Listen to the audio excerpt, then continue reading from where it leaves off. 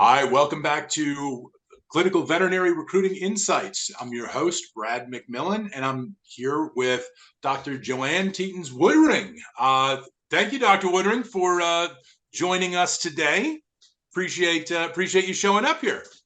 Thank you so much for inviting me. I'm looking forward to it. I wanted to, in this episode, we wanted to talk a little bit about career options, different career paths. And you have had a interesting career, number of different steps and twists and turns. So I'd like to, learn a little bit more about it. But, wonder if you wouldn't mind, introducing yourself real quick. So my name is Dr. Joanne Teetens-Woodring. I have been a veterinarian since 1992. I'm a graduate of Oklahoma State University. Go Cowboys. There you go. The year I joined, the year that Barry Sanders won the Heisman Trophy.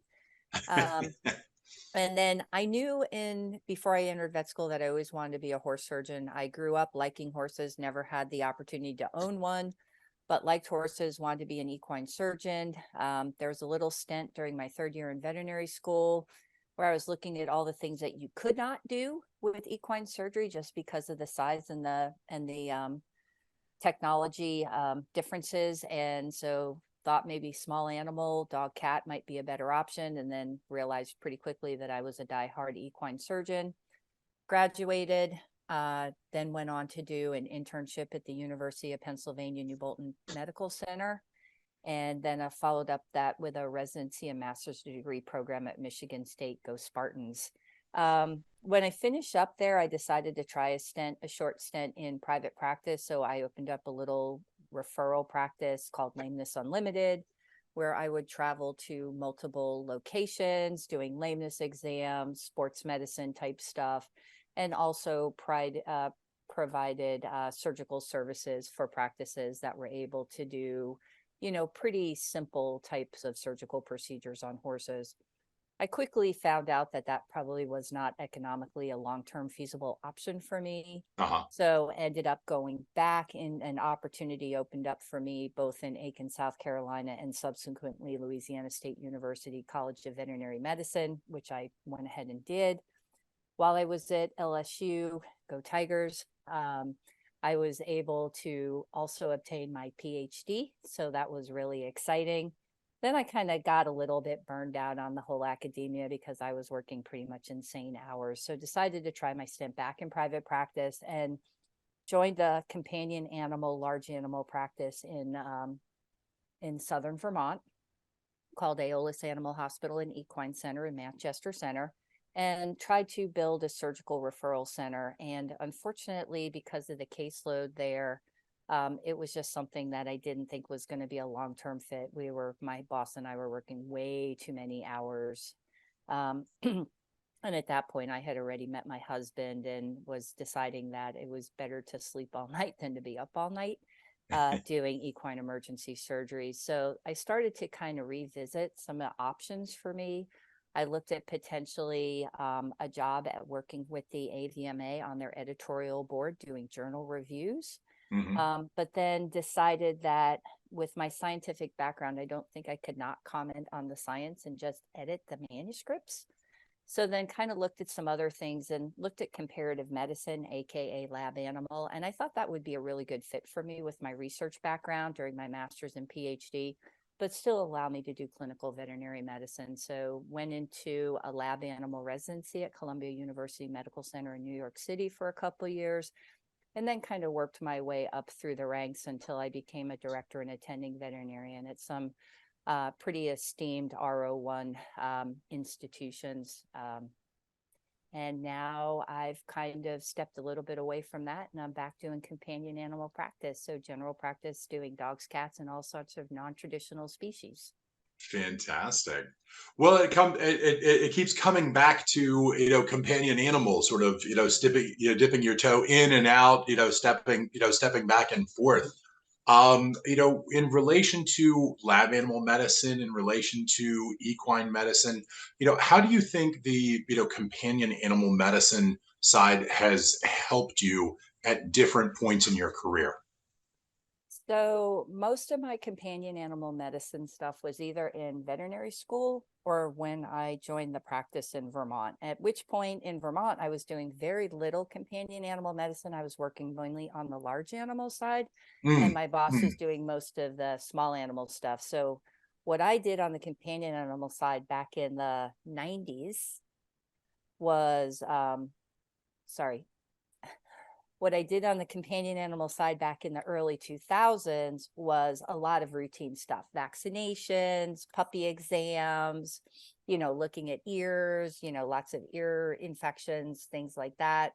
My boss at the time was doing most of the spays and neuters and stuff like that. And now in the current practice that I'm in, again, I do pretty much mostly wellness exams for the dogs and the cats. I do look at a lot of some of the non-traditional species like rabbits and hamsters and some bearded dragons.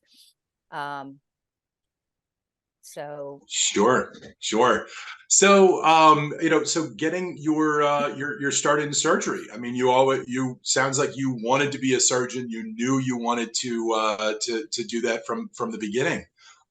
Any regrets in going surgery first, then lab animal later? Would you have done it, differently, in given another chance? Absolutely not. I was always a diehard equine surgeon by training. That was my passion. I followed my passion, which I recommend everybody do because you don't want to have any regrets. The other thing is I also realized through life that you can never go back. You never need to look in the rearview mirror. You always need to look forward. So every decision that you make has an outcome that then sets you up for something different. So had I not gone on the path that I went, I probably would not be in Ohio right now. I probably would not be married to my husband. Um, and I probably would not have the life that I have now had I made different choices. Being an equine surgeon taught me a lot. It was a lot of hard work. It was a lot of dedication. Equine practitioners in general are probably on the lower pay scale as far as veterinarians are concerned. Equine and food animal practitioners get paid very little for probably the amount of hours that they put in and that they work. Mhm. But it really taught me a lot about hard work, perseverance, dedication, ethics, morals, dealing with clients, dealing with unanticipated outcomes, because not everything goes the way you had anticipated it to go. It also gave me a clinical confidence. So when I did transition over to lab animal, and the first time I was working with maybe pigs, pig is like a big dog. I mean, if you could do a dog and anesthetize a dog and stuff like that, you can do a pig. Sure. So the confidence that I gained being in private practice, either as an equine surgeon or dabbled in just a little bit of just general companion animal in my time in Vermont, just gave me that confidence to be able to transition over into their research venue. Because let me tell you something, some of these scientists that you work with, they are ridiculously smart. I mean, scary smart. And you need to be able to navigate those waters because they're going to have a skill set that you don't, because they're the subject matter experts on the science. You may be the subject matter expert on some of the species that they work with, but they are the subject matter expert on the science and the techniques that they're performing and the diseases that they're studying. And you need to partner with that. That is not something I think I could have done very well right out of vet school. Why would you say that? Just immaturity, just lack of experience. I mean, when you're coming out of vet school, you might be 25, 28 coming out, and you're not very seasoned. Sure. You just, a lot of people just don't have that confidence and that ability to be able to navigate those difficult times. And some researchers can be very demanding. You might have the opportunity, and I was very fortunate to have the opportunity to work with people that won the Nobel Peace Prize. I mean, those are some seriously smart people. Sure. And you have to be able to work with them. And I just think that that's something that comes with just age and experience. It's Okay. not something that you can teach in school. Sure, sure. Well, speaking of, maturity and, experience, how did you get into the management side? When did you, decide or, realize that you wanted to evolve onto that management side? Baptism by fire. Um, one of Sometimes the best way. Yeah. So one of the things that, at least when I went through vet school, there was no business or management classes that we took. They didn't teach you how to manage people. They didn't teach you how to manage a business. They didn't teach you how to be smart. Most of us became veterinarians because we love animals. But the reality is that your love for animals doesn't pay the bills, doesn't pay your mortgage, doesn't pay your insurance, doesn't pay your staff, doesn't put into your retirement account. So it has to be a business, right? That's something that you have to learn, that it is a business. Managing people is something that takes years and years and years and years of just studying. I was fortunate. I worked in an academic institutions with big HR groups, so they offered lots of management courses. I was very fortunate to get accepted into the University of Cincinnati's Women's Leadership Program, which was a 2-semester program that was covered through the provost that helped women in leadership positions. And they kind of helped Right, you become leaders, how to be managers, how to deal with difficult situations, conflict resolution, right? I mean, we all run away from conflict, we avoid conflict, but that's not how you make things better, right. right? You have to resolve conflict and kind of teach you how to that. So I think the hardest part of any job is managing people. And it's just something that's, you put in what you get out of it. I mean, or you get out of it what you put into it, right? So if you're really, really passionate about learning how to manage people, it's study, practice, study, practice, study, practice, get feedback, listen to the feedback that you get, and continue to grow and grow and grow. It's like any relationship. Managing staff is another relationship. Absolutely. Absolutely. Um, and have you found that it has that management has different facets within different sectors?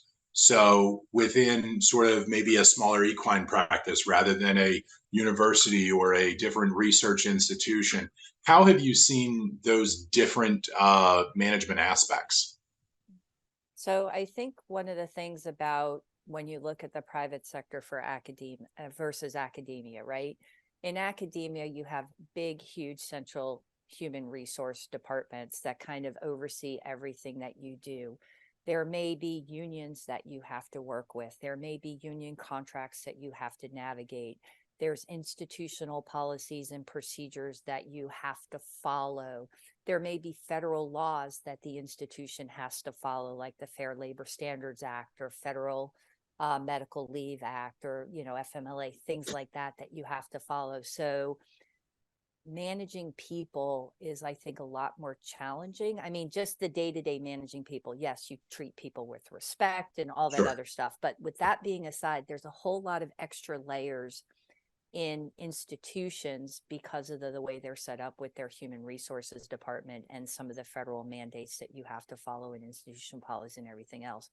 When you go into private practice, there really isn't anybody that you need to answer to other than yourself when you get up in the morning to make sure you're treating people fairly.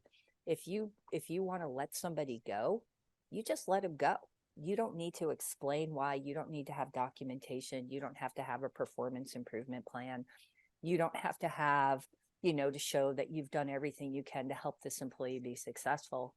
That doesn't mean that you need to just let people go or have high turnover or things like that. But Sure. I do think there's a lot more flexibility in how you manage, how you pay people, right? You can give people raises. If you're the boss, you can give people a raise. You don't have to justify the raise and what percentage you can give. And you have to look at the budget and you have to look at all these other things. If you're a private practitioner and you want to give your technician a raise, you just give them a raise, you sign off, and it happens the next day.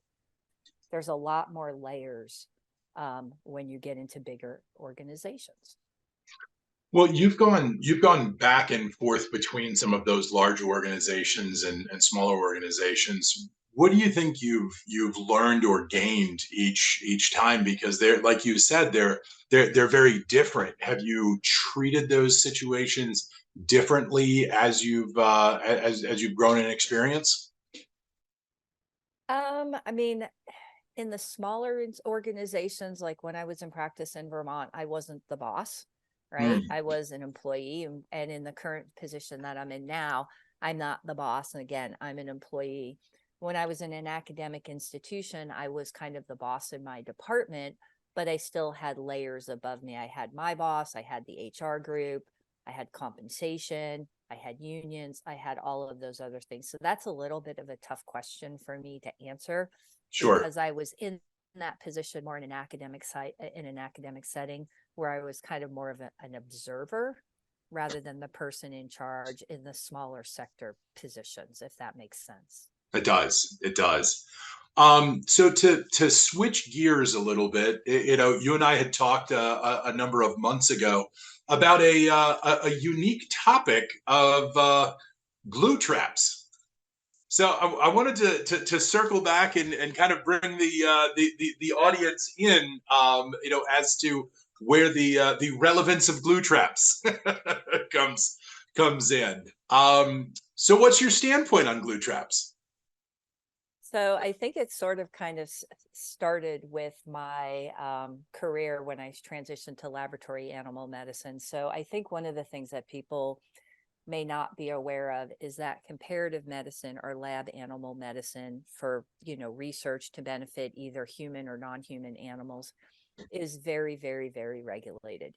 Everything that you do is a regulated activity. It's reviewed and approved by different committees, either locally at the institution or the company or the government, if you're working at a VA or something like that, all the way up to oversight from the USDA or Office of Laboratory Animal Welfare out of the NIH and things like that. And there's very specific ways that animals are to be humanely euthanized. Now, by definition, euthanasia is to be humane, but there are very specific guidance documents that are created on humane methods for euthanizing all sorts of animals, whether it's a mouse or a rat or a fish or a snake or a dog or a horse or something in the wild. Sure. So one of the things is I took care of a lot of research mice, and my mice have a beautiful cage. They have lots of enrichment. They have lots of toys. They have staff that look at them every day. If a mouse or a rat gets a little bit of a runny nose or something like that, they get immediate health care. We don't have to wait for the animal to be brought to the veterinarian or, whatever like that. Immediate health care, and they get whatever treatment that they need. And then at the end of the study, they may be required to be euthanized, and we follow very humane methods for euthanasia. On the flip side of it, when you look at people's own personal homes and they have a rodent infestation and they don't like mice because they just see them as vermin, people will do really crazy things to get rid of these rodents. And there's glue traps that are out there that you can purchase that you can lay down in your basement or in your garage. And basically it's a glue board for the animal to get stuck on. And then the poor little thing can't get out off the glue board until it passes away. And you can think about how horrible an experience that would be for any animal to be stuck to a glue board, not be able to move, not be able to eat or drink until you die. And glue boards are not something that are permitted in the regulatory arena. There's lots of FAQs about the use of glue boards or sticky traps. And if you're going to be using them, they really need to be replaced with more humane methods. So on the research side, you have one option for glue boards, which is we don't want you using them because we don't think that they're humane. However, on the private sector side, you can go to any store that sells such products, and you could get them and throw them in your garage or your basement and stick these poor little rodents to them and just they're horrible. I think they're Just imagine, it's hard to imagine just being nailed or stuck to a place until you dehydrate to Yep. death. So Yep. So again, it just, there's a lot of people that are critical of the comparative medicine and the use of animals in teaching, research, or service. But I will counter on the flip side that use of animals in teaching, research, and service is highly regulated. You have veterinarians, veterinary technicians, trained animal care staff, people that are looking at the research, not only as to the ethics and the morals of doing the research, but making sure that you're minimizing pain and distress, that the animals are being monitored appropriately, and that at the end, if they are to be euthanized, that it's done according to the best methods for that species as dictated by the American Veterinary Medical Association, which is a panel of experts that spends a lot of time and does a lot of research on the most humane methods to euthanize an animal of all sorts of species. But then in the private sector, there is no oversight. Sure. In the private practice veterinary sector, there really is no oversight either. Private practitioners don't really have to answer to anybody. I mean, other than their clients. Right. And their staff, but nobody's coming in and looking at what they do or looking at their activities. Do they not have any oversight by AVMA, or is that just really when they're beginning and getting boarded and licensed and things along those lines? I think it's going to depend on the state and the state board, but maybe if you have radiation generating equipment, the Department of Health might come in and look at those things. Obviously, if you have controlled substances, which most private practitioners have, right? They need DEA and stuff like that. They can come Right. into your practice. But as far as anything, or if there's a complaint that's submitted against a veterinarian to maybe the state board. But other than that, I mean, the academic or the industry or government side of research, teaching, and service is way more heavily regulated, I think, than on the private sector. Sure. So switching, thank you for that. I remember when we talked, I really liked that input that you had and that take. You were talking a little bit earlier about burnout and sort of changing different sectors and different segments. How have you been able to navigate burnout? How have you seen burnout, throughout your career, not only with yourself, but with other people? And then I'd like to touch bases. Do you see that as any different now, or is it still the same disease? I mean, I think burnout is probably becoming more prevalent. I don't recall ever being taught about compassion fatigue when I was in vet school. We just were expected to do it. And we just worked hard. And I don't think it really was really a thing that was maybe recognized or talked about. Mm-hmm. I do think too, people change over time. I think my generation was you get up, you shut up, you do your job, you work as hard as you can, you suck it up, you figure it out. You stand on your own 2 feet, you're on your own, and just make it happen, right? So I think you develop, just a different mindset than I think maybe younger generations may have, or the post-COVID generation, because a lot of these kids, they got pulled out of school, there was the shutdowns, this, that, and everything else. You have social media, so people are way more connected to information, which I think stresses them out. They read about things which may be truth, which may not be truth, which stresses them out. Everybody's connected to some type of an electronic device. I mean, we didn't have, we had the old flip phones, right? I mean, if you wanted to send a text message, you'd have to sit there and, for, the letter C, you would have to push the one button like 3 times just to get the letter C out. So text messaging just wasn't a thing. And now you just say, hey, Siri, and then it'll dictate a text message. So I think a lot of the stress that we have in society today is a little bit self-imposed, just for a lot from our technologies, because we are so much connected. How many times you go out to a restaurant and you're sitting around a table and nobody's having adult conversation or adult child conversation? Everybody's got their head buried in a device. The kids either playing on their iPad because you don't want the kids screaming, and then the mom and dad are texting or surfing the internet. The teenagers are Snapchatting with their friends. So Everybody's staring into the black mirror. Yep. So I think a lot of the burnout that we're seeing now is partly driven by social media and just constantly being connected. I think, there's also this huge expectation from veterinarians that is not the expectation on the human medical side. They expect to walk in the office and within 10 minutes to have the blood work, the x-rays, the urinalysis, a diagnosis, your medications, and all of this stuff, and you're out the door for $50. I mean, I know that's an extreme example, Sure. but the expectations, they always expect the veterinarians to be available first thing in the morning, middle of the night, doesn't matter, weekends, holidays, whatever. They want to be able to connect with their veterinarians because they love their pets. Good luck getting a hold of your physician. You're just not. There are so many layers between you and your physician, right? You've got to go through the front office. Maybe you might go through a nurse practitioner. Maybe they have my chart and everything's just in my chart. They just load it up and you go to my chart and you self-serve, right? Sure. So I think that just that constant, neediness from the clients because they are really, really concerned about their patients, that also leads to that compassion fatigue. Hmm.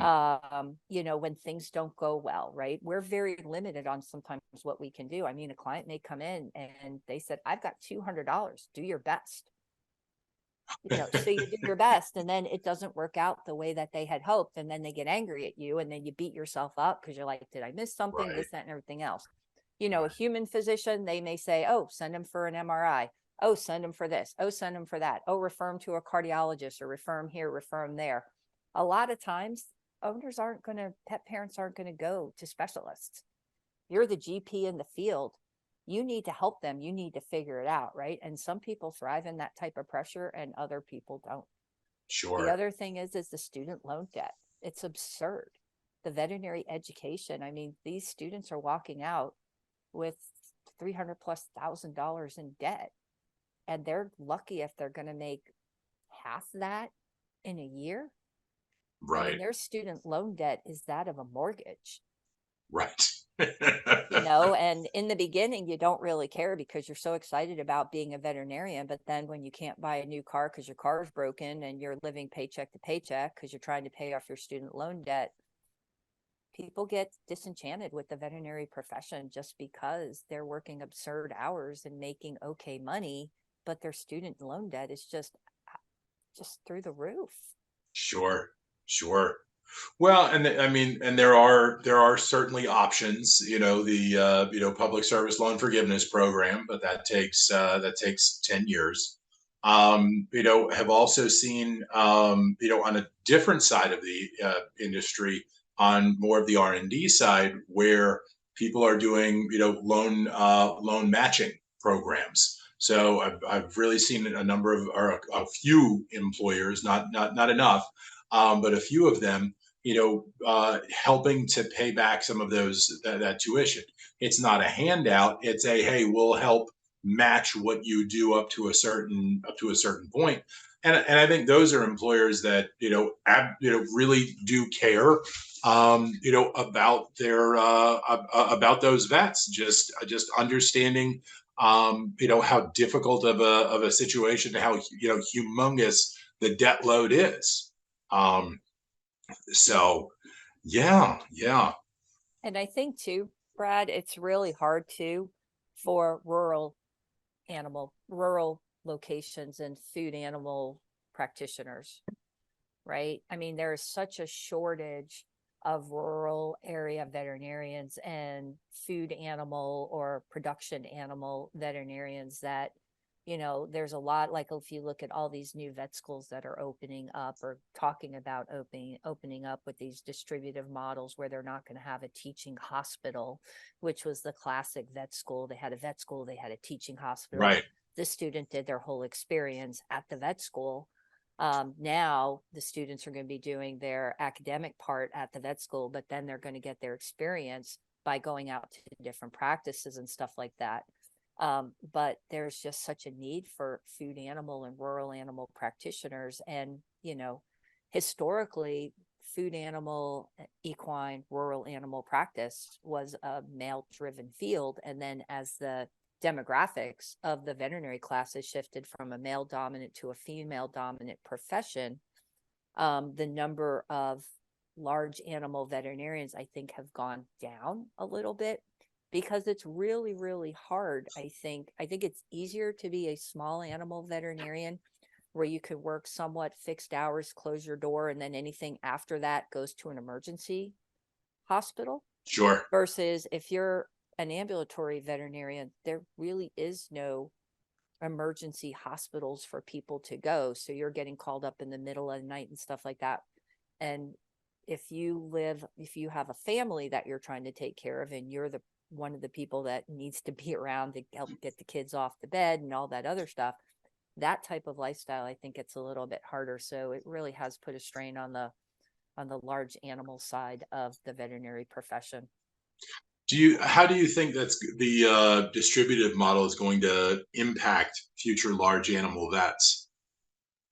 I think a lot of the vet schools are doing a lot of thoughts on how to keep students in certain states. I mean, if you look at one of the newer vet schools that's coming online, they're supposed to be matriculating their first class, I believe, in 2026 and graduating in 2030 is, Clemson University's adding a vet school.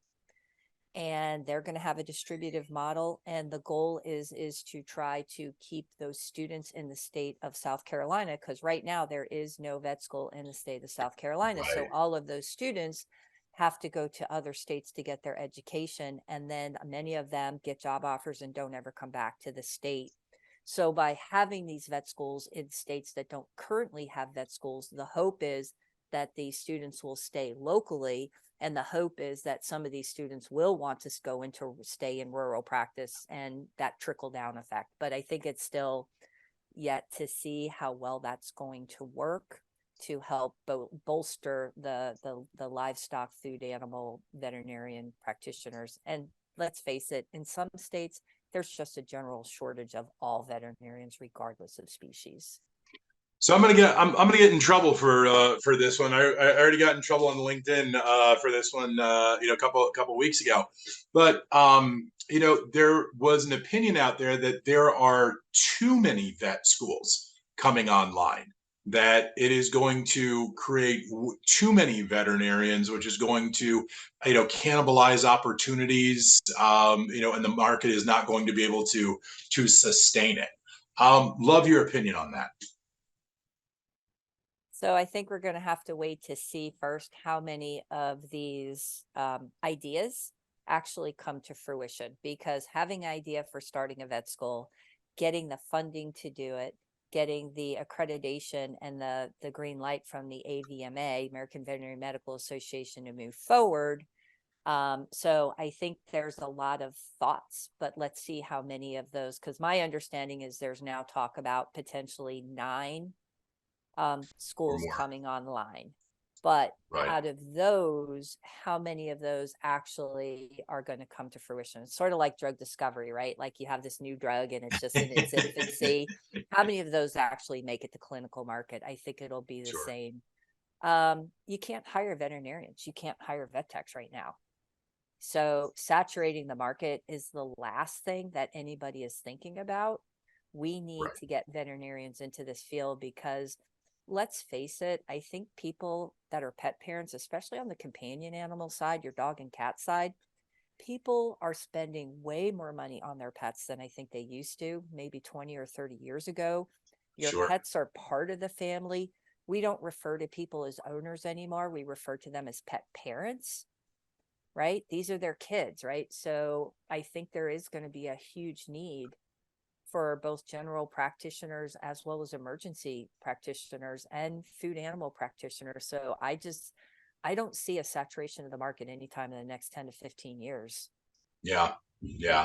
No, I appreciate that, because I look at things, a little bit more on the lab animal side, but it's still very difficult to find the right people, find the right amount of the number of veterinarians out there, and then just because you have a number of individual contributors, they want to eventually move up to managers. If you don't have enough of this constant influx of individual contributors, you're going to be behind the eight ball, and there can only be so many chefs before you need more cooks.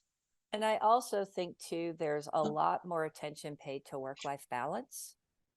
So veterinarians, for the most part, they don't want to work 60 hours a week, 70 hours a week, 80 hours a week.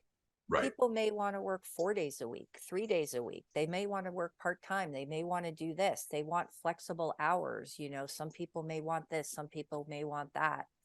So what one veterinarian might have been doing 30 years ago, you might have 2, if not 3 veterinarians because of work-life balance to be able to cover the same amount of caseload.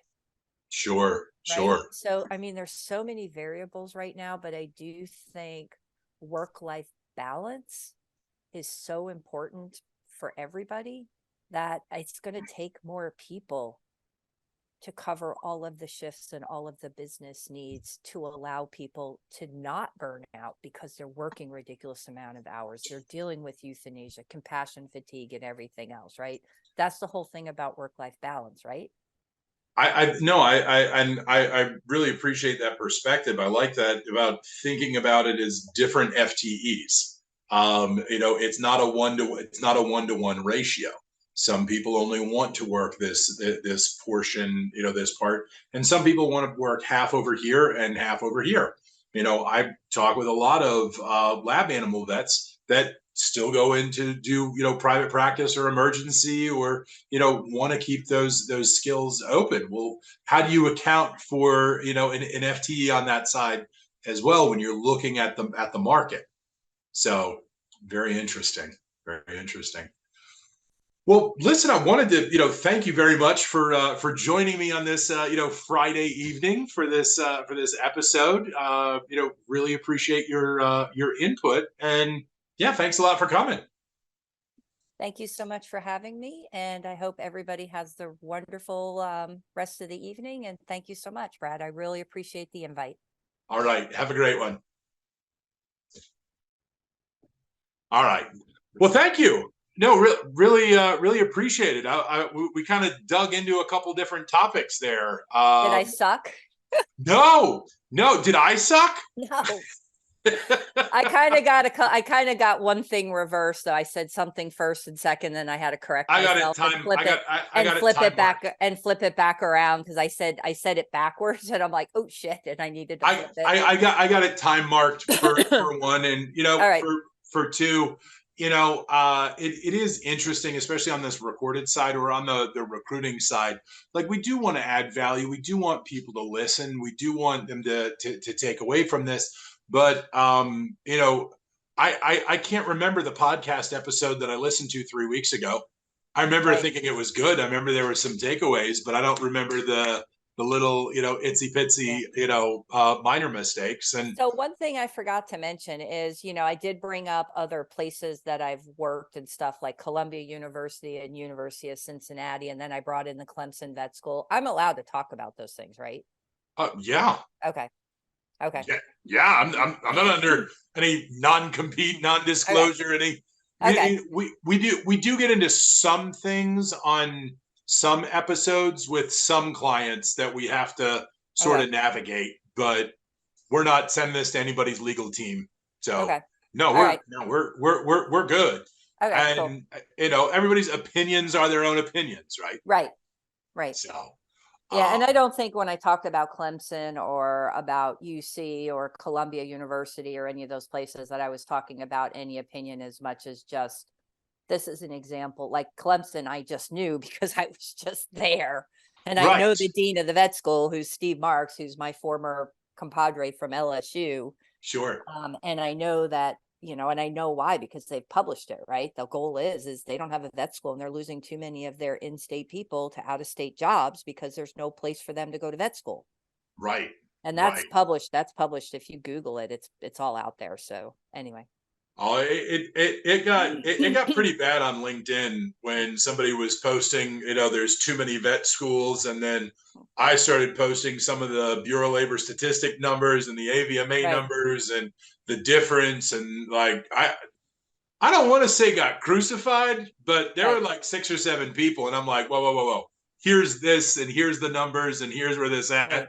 and I'm in the market seeing this. You want to Yep. you want to tell me your friends are different?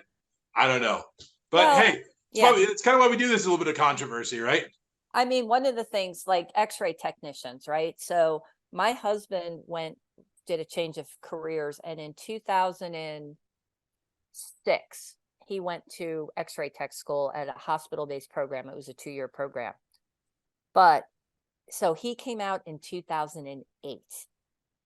In 2009, right? 2008, 2009, the Yeah, recession hit. So what happened there, so everybody will say, oh, there's too many programs out there for x-ray techs because they're flooding the market. Well, it was the perfect storm. The recession hit, so people that were going to retire couldn't because they took a huge hit to their yeah, retirement accounts, right? Mutual funds tanked, everything tanked. yeah. Everybody lost probably 30% during the recession. So all those people that were going to retire didn't. They went to the electronic record system. So instead of having to process films manually, it was all digitized. That all happened at the same time. So they were like, oh, you're putting out too many x-ray techs. And I'm like, no, we're not. It's just we've upgraded our technology to make it more efficient for an x-ray tech to take more pictures. And a bunch of people didn't retire because they lost 30% of their retirement income. And I can Right. understand that. Now, if we have another huge recession, right? And everybody's income tanks and everybody stops using veterinarians, I don't see that happening. There is such an egregious shortage of veterinarians. It's not even funny right now in the general practice, Sure, right? I mean, we need GPs. sure, sure. The Well, concern is a lot of GPs are opening up emergency clinics. Well, I mean, look at the AVMA website, Yeah. look at the DayClam website, Yep. look at the ASLAP website. Yep. I mean, there's way more positions out there than there have been. Yep. So either there's an issue out there in the market, or people are just now figuring about these posting sites. I don't know. Maybe it's both, but I think work-life balance too is going to change the FTE. I think you hit it right on. It's not a one-to-one FTE anymore you're right, because right. I mean, seriously, I mean, we work 60, 80 hours. The kids nowadays, they can't do that. They don't want to do that schedule. So you No. pretty much are going to need 2 veterinarians for every one that you might have been able to hire 30 years ago. Right, right. Well, but then they're also not going to want to get paid halfway, and then also are going to want the benefits Yep, and all of absolutely. all of that other stuff. So, Absolutely. and It's that's a and that's not even getting into pet insurance and where that could get to. Yep. You And know, then a lot of these private practitioners are selling out to corporate practices. I mean, look at what Mars and Banfield did, and now you've got all of these other ones. I mean, you've got the place that I work for, My Pet's Vet. They're small. They found a niche market, which nobody tapped into. And they did, and they're killing it on this niche market. And it's actually, even though I don't agree with the client, that's never going to go away, and they're actually helping. So they've partnered with Petlands. what's Petlands? Petlands sells dogs and cats for Oh, astronomical amount of money. So they will sell a French bulldog for $8,000 to $10,000. so these are the AKC, Yep. So these are USDA registered breeders. They will only buy from USDA registered breeders. These dogs get picked up, or the cats get picked up from the breeders. They go through a distribution center, and then they get distributed throughout the different places that sell pets. Sure. And then they come in and then they sell the pets for like crazy amounts of money, right? But you got to remember, they're paying more money now for these dogs than they were pre-COVID. right? So everything went up, right? So maybe a $700 or $800 or $1,000 dog, they may be paying $2,000 for, but they sell them for ridiculous amounts of money. But one thing that they didn't really have was really good veterinary oversight. Are they partnering with veterinarians to do intake exams, to check these puppies for, do they have hernias? Do they have bad knees? Do they have bad hips? Are they cryptorchid? Do they have two descended testicles? The smush face dogs, do they have stenotic nares? Do they have anything where it's going to reject them? And then they'll work with the breeders or work with the companies to say, look, you've had X number of dogs with this genetic defect from this breeder. They'll send the breeder saying, we're not going to deal with you anymore. And they will spend astronomical amount of money on healthcare for these puppies, astronomical amount of money healthcare with these puppies through, some of our vets. And then they get a free exam, and then they come in, we get to build that client patient relationship, and so on and so forth. So even though I don't agree with selling, why anybody would want to spend $10,000 to buy a dog, I don't know, whatever, but at least they're partnering with professional veterinarians that are guiding them, making the quality of the dogs that they sell better, providing better health care for the dogs that they're selling, and then being able to build that client patient relationship. So it's a market that just, and Petland started in Ohio. The distribution Wow. started in Ohio, and nobody tapped into that. That is very interesting. My aunt has got a show dog.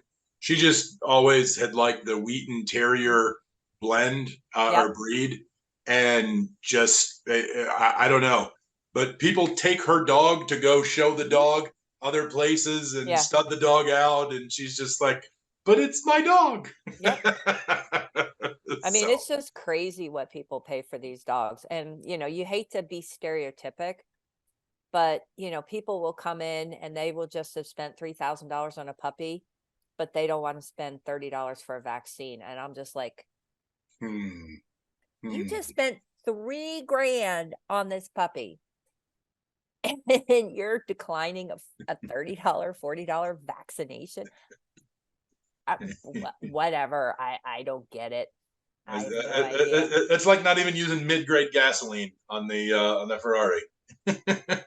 No, but I think they can get by them on credit, right? I mean, how many people can afford a $10,000 dog? Right.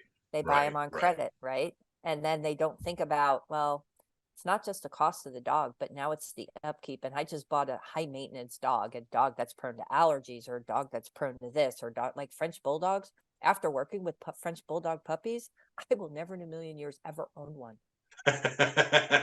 They are the cutest little things, but they are a medical nightmare. Those puppies, medical nightmare. French bulldogs. Oh man.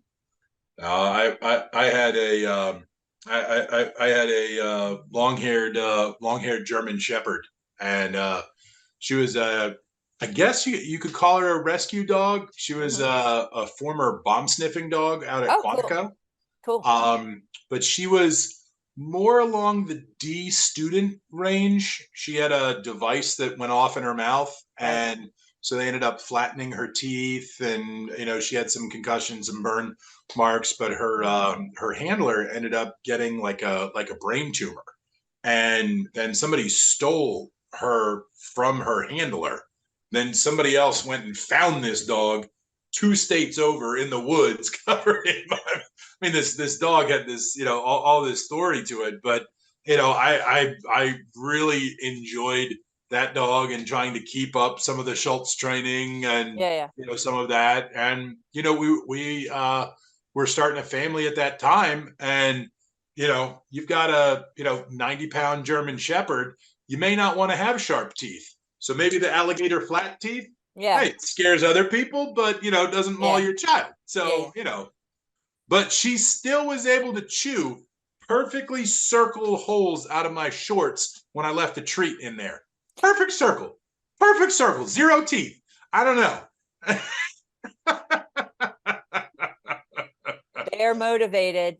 They are That, absolutely motivated. that's So, it. but That's it. yeah, the veterinary profession it's an interesting profession. So anyway, Well, thank you so much, and hope you have a fantastic weekend at your event tomorrow. As we draw today's conversation to a close, it's evident that the world of veterinary medicine is as vast and layered as the universe of our beloved pets themselves. From the complexities of work life dynamics to the intricate dance between cost, care, and compassion, it's clear that our commitment to these furry family members is more than just a profession, it's a passion. Whether you're a pet lover, a seasoned vet, or simply someone curious about the behind the scenes action, we hope this discussion has shed light and sparked thought.